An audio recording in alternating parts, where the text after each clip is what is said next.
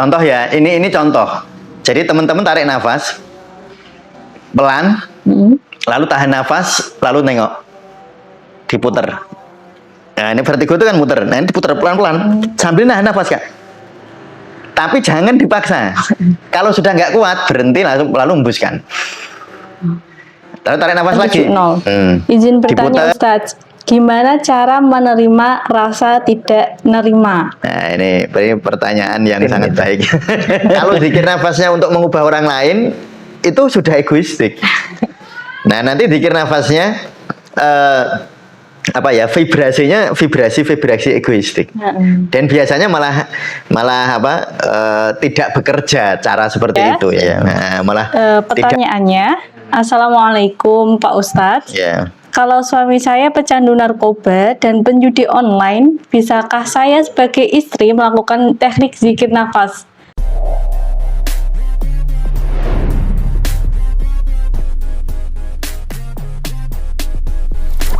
Assalamualaikum warahmatullahi wabarakatuh. Waalaikumsalam warahmatullahi wabarakatuh. Bismillah, alhamdulillah, Allahumma salli wa sallim ala rasulillah Muhammad ibni Abdillah. Teman-teman sufi semua, alhamdulillah kita jumpa di Q&A lagi ya. Ini Tanya jawab. Tanya jawab, kita tambahi episodenya Kak. Kita tambahi waktunya. Ya karena banyaknya pertanyaan, nanti saya takutnya kalau tidak dijawab hari ini nanti numpuk-numpuk ke sana, nanti teman-teman yang bertanya malah lupa kalau dia nanya ya. Ya baik, ada beberapa pertanyaan yang sudah disampaikan oleh teman-teman akan dibacakan oleh kami. Silahkan Kak, dibacakan pertanyaannya. Oke, ini dari YouTube, kolom komentar YouTube Tasawuf Indonesia. Ya. Pertanyaannya, Assalamualaikum Pak Ustadz. Ya. Kalau suami saya pecandu narkoba dan penjudi online, bisakah saya sebagai istri melakukan teknik zikir nafas? Saya menggunakan zikir istighfar. Ya. Sebenarnya gini Kak ya, kalau lafadznya terserah ya. Lafadznya itu ya, yang penting lafadz kalimah thayyibah. Tapi pada prinsipnya itu kan begini, ada istilah berkah di dalam konsep tasawuf ya Kak ya. Berkah itu vibrasi. Jadi misalnya kalau di hadis itu Rasulullah dawuh duduklah kamu bersama para ulama misalnya ya. Jadi itu sebenarnya menunjukkan bahwa duduk bersama orang baik itu bermanfaat. Ya, hanya duduk gitu Kak, hanya duduk bersama orang baik. Karena nanti ada vibrasi.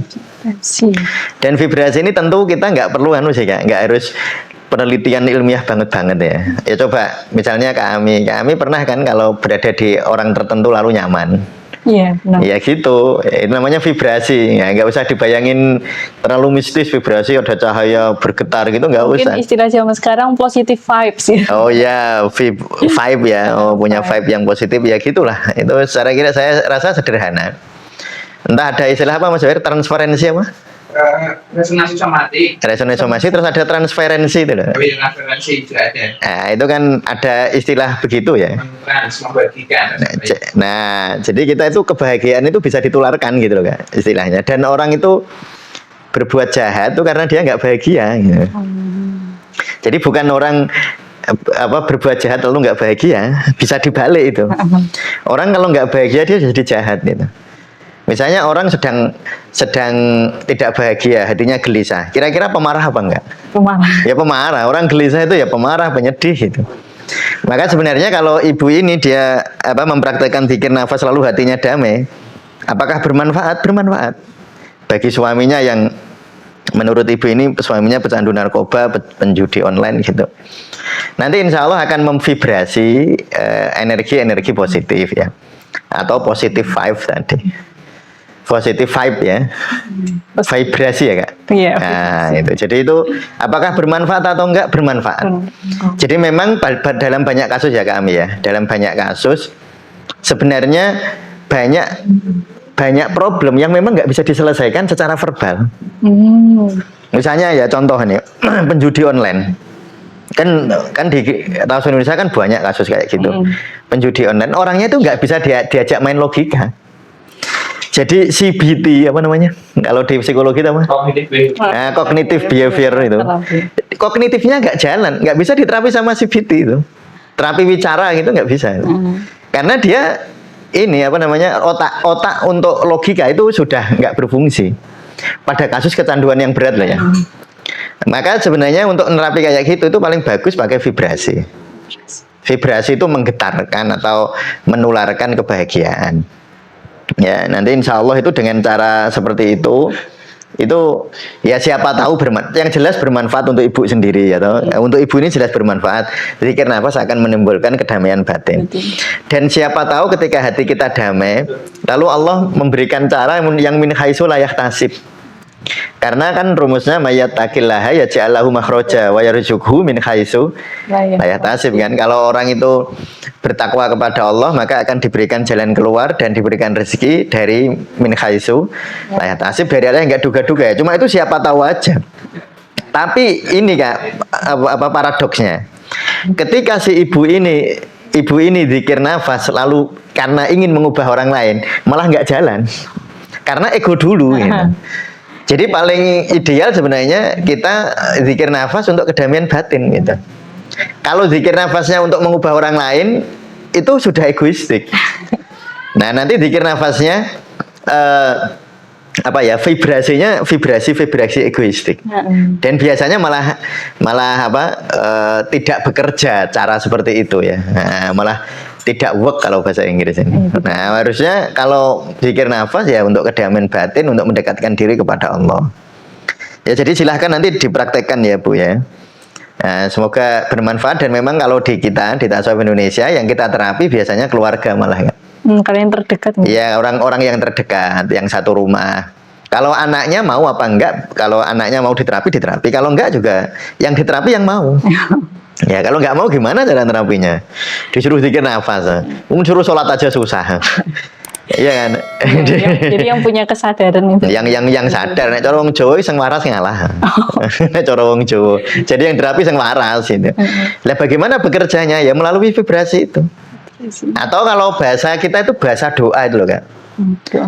Doa itu kan ada dua, doa verbal sama doa kebaikan. Mengapa sedekah itu termasuk punya efek-efek kebaikan tadfaul bala? Ya kan? Padahal sedekah kan nggak ada hubungannya dengan objek bala kan? Iya. Tetapi vibrasi orang yang bersedekah itu loh. Oh.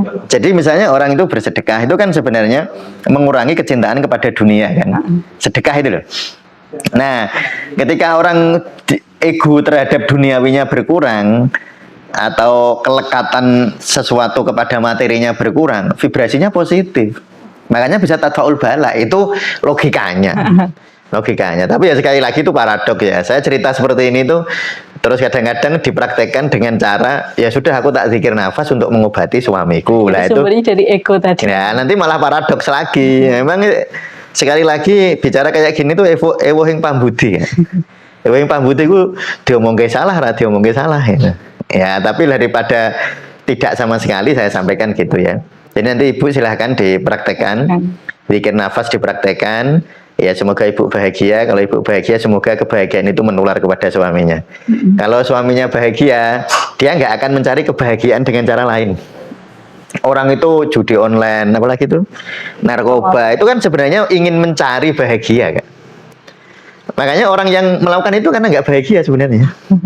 Iya, yang melakukan itu tuh orang yang nggak bahagia, makanya dia mencari kebahagiaan. Gitu. Mencari kebahagiaan di luar. Nah, gitu. Ya saya kira gitu kan. Ya terus ada lagi. Selanjutnya, ini mungkin pertanyaannya sangat mewakili teman-teman yang orang tua tasawuf di teman-teman tasawuf Indonesia ya. Ini dari YouTube dengan username Hori Alvinov. Assalamualaikum Tat, gimana cara nasihati si anak yang sudah dewasa, yang sering pacaran? Tolong bimbingannya. Oh ini anaknya gitu. Ya itu sebenarnya jawabannya seperti tadi kan. Ya intinya begini ya. Menasihati itu kalau secara verbal itu ada dosisnya. Secara verbal ya. Misalnya dosis itu begini. Coba anak itu kalau dinasihati sekali dia mungkin nggak mau. Kedua makin nggak mau, ketiga marah, keempat lari, loh repot loh kan? Iya kan? Coba kan nasihati secara verbal. Ya kami ya belum punya anak sih, saya nggak nasihati kami lah. Nanti ini nasihat buat ibu, bapak ibunya kami. Nah jadi gini, nasihat itu kan kayak gini loh kan? Nasihat itu nasihat verbal itu ininya apa efektivitasnya itu kayak parabola, bermanfaat dulu, tapi kalau jenuh malah balik. Parabola itu loh, ya kayak ini apa namanya, naik terus turun itu loh kan, ya kayak parabola. Jadi nasihat itu kalau kebanyakan, ini kalau saya gambar ya, misalnya ini parabola gini, ini di nasihat pertama dia mungkin kalau dinasihati dengan cara tepat di sini dia akan efektif. Tapi nak dinasihati terus kak, saya akeh titik jenuh, akhirnya anak itu bosen dinasihati, akhirnya nasihat berikutnya malah ke sini ya, malah turun. Jadi modelnya begitu, verbal itu modelnya begitu. Jadi semua cara yang materialistik itu modelnya begini. Itu kayak orang makan kak. Kami kalau lapar suka makan apa wes kami? Mie instan. Apa misalnya? Misalnya rujak lah ya. Misalnya rujak. Pas lapar makan rujak enak banget kak. Ditambah lagi enak. Enak. Tapi tidak terus kak, titik jenuh kak. Dikasih rujak terus sesuai jengkel sama rujaknya gitu, terus turun gitu. Oh iya. Nasihat verbal itu sama. Makanya banyak orang ya lah, kalau saya ngaji terus ada tanya jawab atau di pasien di klinik itu, ya, pada Ustaz anak saya dibilangin kok susah ini. Saya batin toh. Ini kemungkinan besar terlalu banyak dibilangin. Terlalu banyak dibilangin, akhirnya tadi di titik jenuh itu ya. Ya itu gitu loh, apa polanya. Dan itu harus dipahami oleh orang tua. Maka orang tua itu harus jangan sampai di titik jenuh. Nah, cirinya di titik jenuh adalah ketika si anak sudah marah ketika dinasihati. Oh. Ya, dinasihati dia sudah, kalau dia diem mungkin masih bisa. Masih belum sampai di titik jenuh. Tapi kalau dia sudah mulai apa namanya kak? Lari, gitu. Perlawanan, apalagi terus nggak mau pulang gitu. Nah, misalnya gini, biasanya pulang sekolah itu jam 3. Ini malah jadi nggak pulang, main sama temennya. Sudah mulai rumah itu nggak nyaman. Wah itu kalau diterus-teruskan nasihat verbal, ya bisa main terus nanti. Nah jadi sebenarnya begini, apapun masalahnya, entah seperti ini kasusnya atau kasus apapun sebenarnya, itu yang paling baik nasihat itu nasihat rohaninya. Nah nasihat rohaninya itu dengan doa, dengan zikir. Ya, doa itu ya zikir itu. Nah zikir itu paling baik ya, bukan paling bener ya. Baik, jadi ini bukan sesuatu yang kita anggap lalu apa namanya, lalu ada ibadah mahdho, itu bukan ya. Jadi zikir itu akan masuk ke kedalaman jika dibarengi nafas. Nah, maksudnya tadi jawaban saya zikir nafas. Coba ibu zikir nafas. Nah saya itu kan banyak testimoni sama ibu-ibu gitu. Jadi seneng zikir, melatih zikir nafas. Nanti kalau hatinya damai, anak itu nggak usah dinasehati ya. Nanti anak itu, karena anak itu kalau melihat bapak ibunya damai, ini logikanya ya. Tetapi logika ini bukan satu-satunya penjelasan tentang itu ya. Tapi saya jelaskan tentang salah satu penjelasannya. Coba ya Kak Ami kalau lihat bapak ibunya di rumah bahagia, kira-kira seneng apa enggak? Seneng. Di rumah ya seneng, iya kan enggak? Iya kan? Yeah. Di rumah seneng. Tapi kalau bapak ibunya cemberut aja di rumah itu, apa orang ini diuntel-untel ya, irung beripat kalau sama mulut ini jadi satu gitu, bekutut mungkin itu. Itu kira-kira seneng apa enggak di rumah? Enggak betah. Nah enggak betah. Ya akhirnya apa? Ya kalau tadi negatif vibrasinya kan jadinya negatif. Nah kalau negatif kan anaknya mencari kebahagiaan di tempat lain kan nanti.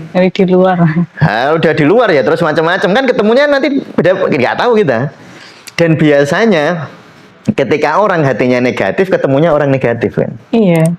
Nah, iya. Ya kalau orang itu, kalau anak-anak keluar rumah karena marah, nanti dia di luar akan ketemu orang yang membuat dia marah. Nah, kalau di rumah, makanya kalau di rumah bahagia, nanti insya Allah di luar itu ketemu teman-teman baik juga. Tapi kalau dia keluar rumah karena ketidakbahagiaan, maka yang ketemu orang-orang negatif kan. Nah kan repot ya kalau sudah ketemu. Padahal namanya remaja. Remaja itu otak sosialnya sedang berkembang pesat kan. Makanya hampir semua remaja itu seneng sama temennya. Dan problem sama temen itu paling banyak. Ya, saya punya anak remaja soalnya ya. Dan saya membuktikan teori saya dulu. Anak saya yang satu kuliah ya, Ajeng semester 3, Ayu semester. Itu kalau punya problem itu problem sama temen mesti. Jadi bagi anak-anak remaja, temen itu memegang peran yang sangat penting bagi anak-anak itu. Bagi remaja bukan anak, bagi remaja. Lah maka lalu kita bagaimana? Jangan sampai anak-anak ketemu teman yang negatif. Bagaimana caranya? Buat mereka positif. Nah, buat mereka positif. Kalau di rumah sudah positif, misalnya lihat ayahnya bahagia, bundanya bahagia. Itu model yang dia cari kan seperti itu kan? Oh, mungkin bisa menjelaskan tentang kayak anak-anak jiran yang geng-geng. Mungkin karena kumpulan latar belakang dari keluarganya kurang. Iya betul. Makanya dia mencari karena dia keluar dari rumah itu vibrasinya sudah negatif, nanti di jalan di luar ketemunya negatif. Makanya ini saya anjurkan, saya nggak akan menasihati bagaimana cara nasihati, saya nggak. Kalau cara menasihati orang tua itu harusnya paling tahu loh kak. Iya. Iya kan, cara menasehati anak itu harusnya orang tua paling tahu. Yang paling tahu sifatnya anak kan orang tua. Oh anak saya itu kalau dibilangin cara begini dia manut, kalau enggak kan harusnya. Ini apalagi anaknya ini sudah dewasa. Sudah bergaul misalnya 20 tahun misalnya, harusnya sudah hafal kan. Anak saya itu kayak apa gitu. Tetapi sebenarnya yang paling penting bukan nasihat verbal.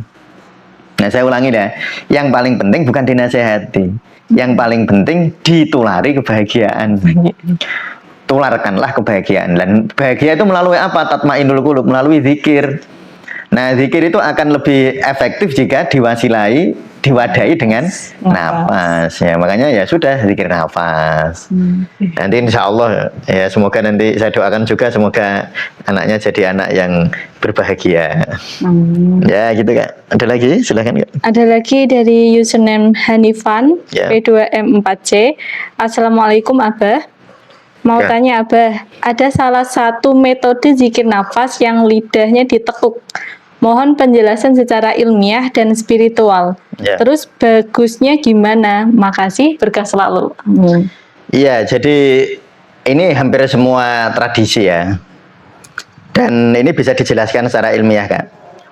Jadi kalau orang lidahnya ditekuk lalu naik ke atas, ini saluran pernafasannya itu jadi lebih terbuka. Tapi kalau lidahnya nggak ditekuk, dia nanti lidahnya ke sana.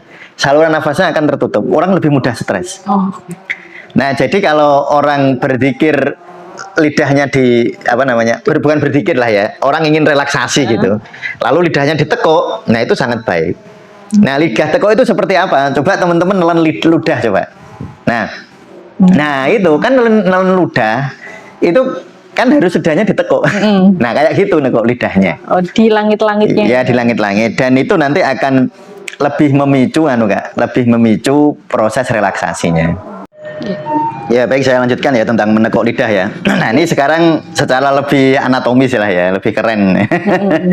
Jadi gini kak, kalau orang menekuk lidah itu akan merangsang namanya nervus vagus. Nervus vagus. Nervus vagus itu saraf parasimpatis yang paling besar. Dia letaknya ada di faring, ada di ujung lidah sama faring lewatnya.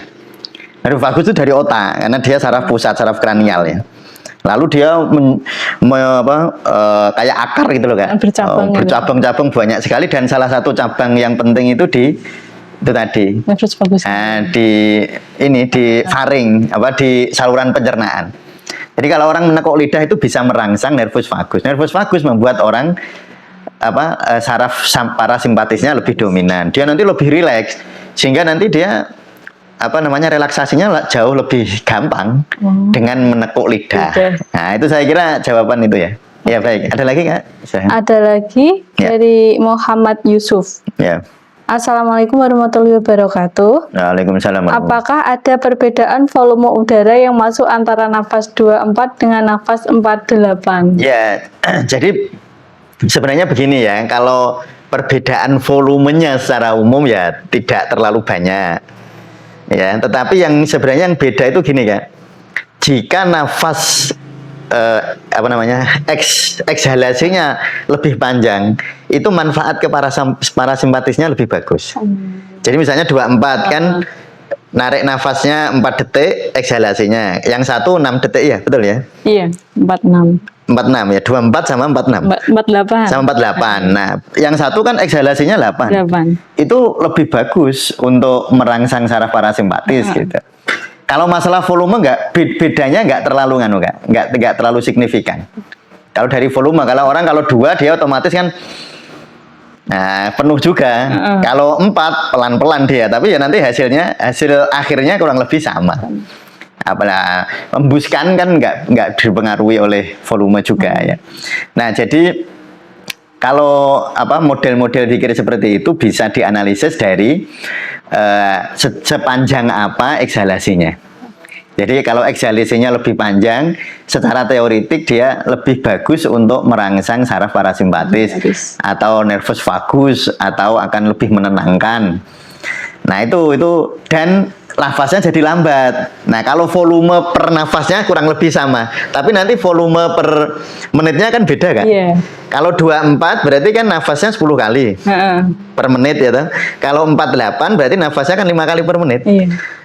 Nah, volumenya berbeda kalau diakumulasi, tapi dalam 1 kali nafas sama. Jadi kalau pertanyaannya per nafas itu sama, tapi kalau semenit jelas beda kan? Berarti semenit kan cuma kalau 24 10 kali. Kalau sekali nafas misalnya volumenya setengah liter, berarti kalau semenit 5 liter. Tapi kalau 48 semenit cuma 5 kali, ya berarti cuma 2,5 liter. Dan itu nanti akan membuat tubuh dilatih untuk beradaptasi dengan kekurangan oksigen dan beradaptasi dengan kelebihan CO2 kan? Dan itu sangat baik untuk kesehatan. Catatannya tidak boleh dipaksa. Maka latihan-latihan nafas yang memaksa diri itu kurang ideal. Nggak usah gini maksudnya. Kalau latihan nafas nggak usah balapan. Nggak usah bandingin sama temennya. Temennya sudah bisa gini, saya kok nggak bisa ya? Nggak usah. Pokoknya latihan terus gitu aja. Karena mungkin bayangan hipotesa saya, mungkin setiap orang itu memang beda-beda. Nah, jadi yang penting latihan. Ya gitu saya kira. Ada lagi nggak? Ada 2 lagi. 2 lagi ya? Satu itu dari Ali Mahfudz. Yeah. Assalamualaikum Yai, cara nafas untuk vertigo bagaimana? Nah ini ya. Nah vertigo itu macam-macam dan saya nyun sewu saya tidak bisa nggak bisa memastikan mana yang paling bagus, dan saya juga nyun sewu ini benar-benar vertigo apa enggak, karena banyak masyarakat awam itu nggak bisa bedain ini vertigo, migrain, kepala berat. Tapi yang jelas begini, saya bisa memberi tips walaupun tipsnya mungkin tidak spesifik ya, tetapi ini tips yang secara umum. Cukup sadari nafas. Dan contoh begini. Contoh ya, ini contoh. Jadi teman-teman tarik nafas pelan, lalu tahan nafas, lalu nengok, diputer. Nah ini vertigo itu kan muter. Nah ini diputer pelan-pelan sambil nahan nafas kak. Tapi jangan dipaksa. Kalau sudah nggak kuat berhenti lalu hembuskan. Lalu tarik nafas lagi, diputer berbalikan arah sambil nahan nafas, sambil tahan nafas ya. Lalu setelah gak kuat balik di tengah gini lalu hembuskan. Hembuskannya lewat mulut. Lewat mulut kan. Kalau saya bilang hembuskan lewat mulut itu kalau fisik kan. Nah, kalau fisik itu kalau kita ingin mendapatkan efek fisiknya lebih cepat, menghembuskannya lewat mulut walaupun menghirupkannya tetap lewat hidung. Ya gitu ya. Itu cara vertigo. Tetapi saya tidak bisa mengatakan bahwa ini mesti enak. Coba dicoba aja. Kalau nggak enak ya nggak usah dilakukan. Tapi biasanya enak. Ya, jadi ya kita nggak bisa begini loh kak. Oh semua vertigo pakai nafasnya begini, itu nggak bisa begitu. Cuma tipsnya 2 tadi ya. Tip sadari nafas. Kalau ini mesti aman. Kalau ini mesti aman ya. Tip 1 sadari nafas atau zikir nafas jasadiyah saja. Zikir nafas jasadiyah level 1 minimal. Kalau bisa level 3 bagus ya. Zikir nafas jasadiyah level 3. Atau zikir nafas minimal zikir nafas jasadiyah level 1 itu aman. Nah, tapi yang kedua ini tadi tarik nafas, tahan, lalu putar kepala sambil nahan nafas. Lalu kalau sudah nggak kuat nahan nafasnya, misalnya 8 detik nggak kuat, berhenti, langsung hembuskan. Lalu kebalikan diputar gitu. Sambil nahan nafas. Yang kedua ini belum tentu aman. Maksudnya belum tentu aman itu bisa nggak enak. Jadi kalau dicoba sekali kok rasanya enak, terusin. Kalau nggak enak udah nggak usah. Ya gitu kak. Terus yang terakhir dari sebentar. Dari Zakia Hanjat 5970. Izin bertanya Ustadz, gimana cara menerima rasa tidak nerima? Nah, ini pertanyaan yang sangat baik. Jadi gini ya, misalnya teman-teman nih, contohnya kayak vertigo tadi ya, misalnya contoh. Lalu teman-teman kan kalau tadi kan secara ilmu nafas ya, ini saya jawab secara ilmu tasawufnya. Ilmu tasawuf itu menerima vertigonya. Nah, tapi waktu menerima kan bisa nggak bisa kan nggak? Iya. Ya, nggak bisa menerima saya kan gitu. Saya tetap harus sembuh, tetap begini. Nah, kan ada rasanya nggak menerima itu. Nah, diterima rasa nggak menerima itu. Diterima rasa nggak menerima. Iya, jadi disadari kan nggak menerima. Nah, kan nggak menerima kan ada rasanya kak. Iya. Ya mesti ada. Kalau makanya kadang-kadang orang perlu latihan kepekaan itu di situ ya. Kenapa kok harus kita ada pelatihan kepekaan energi zikir ya, karena kan banyak orang itu nggak peka, dia itu nggak menerima tapi nggak tahu rasanya nggak menerima. Padahal nggak menerima itu kan kayak benturan kak, mesti ada rasanya. Harusnya ada rasanya. Mesti ada rasanya. Nah, yang diterima itu rasa nggak menerima itu. Rasanya. Jadi ya kalau sederhananya beginilah, misalnya ini ada orang vertigo, paling sederhana kan saya tarik nafas, terima, hembuskan nafas, ikhlas ya toh. Nah, waktu tarik nafas terima, hembuskan nafas ikhlas kan ada mungkin mosok ini udah lama kok nggak sembuh-sembuh. Nah, kan nggak bisa menerima. Nah, terus ya Allah saya terima rasa tidak menerima ini. Jadi ke Allah, ya Allah saya nggak bisa menerima, saya akui, saya terima rasa tidak menerima ini ya Allah. Saya belum bisa menerima, saya akui. Saya belum bisa menerima, saya akui. Saya belum bisa menerima, saya akui. Gitu aja. Nah, itu cara sederhana. Terus misalnya nggak bisa nerima lagi, diterima nggak bisa menerimanya. Yang jelas qanaah, kan kuncinya qanaah. Qanaah itu kan menerima. Jangan menolak. Nah, jangan menolak realitas gitu. Pokoknya munculnya apa diterima. Munculnya vertigo, terima. Ternyata nggak bisa kan, nggak bisa menerima, diterima nggak bisa menerima. Ternyata nggak bisa juga, diterima lagi gitu. Nanti lama-lama larut nggak? Oh. Lama-lama larut. Nah ini yang sering kita praktekkan pada orang nggak bisa tidur kak. Kayak gitu juga, orang nggak bisa tidur kan, teorinya terima nggak bisa tidurnya. Tapi kan kepengen tidur, nggak bisa menerima kan, terima rasa nggak bisa tidurnya itu. Berarti disadari rasanya. Nah, rasanya disadari, marah apa gimana, apa jengkel diterima. Nanti lama-lama larut merem dewe kak. Nanti tidur tuh. Diterima. Kalau ditolak nanti lawan terus. Nanti saraf simpatisnya yang gerak. Tapi kalau menerima, saraf simpatisnya akan dilampaui oleh saraf parasimpatis. Nanti malah jadi ngantuk. Nah, gitu ya. Iya. Cukup ya kami ya. Saya kira demikian untuk Q&A kali ini. Terima kasih teman-teman yang sudah menyampaikan pertanyaan-pertanyaannya. Kami tunggu pertanyaan-pertanyaan yang lain. Silakan bertanya di kolom komentar, dan kalau kira-kira nggak kita baca lalu nggak kita jawab, teman-teman boleh men-screenshot komentarnya lalu dikirim ke admin Tasawuf Indonesia untuk kita jawab.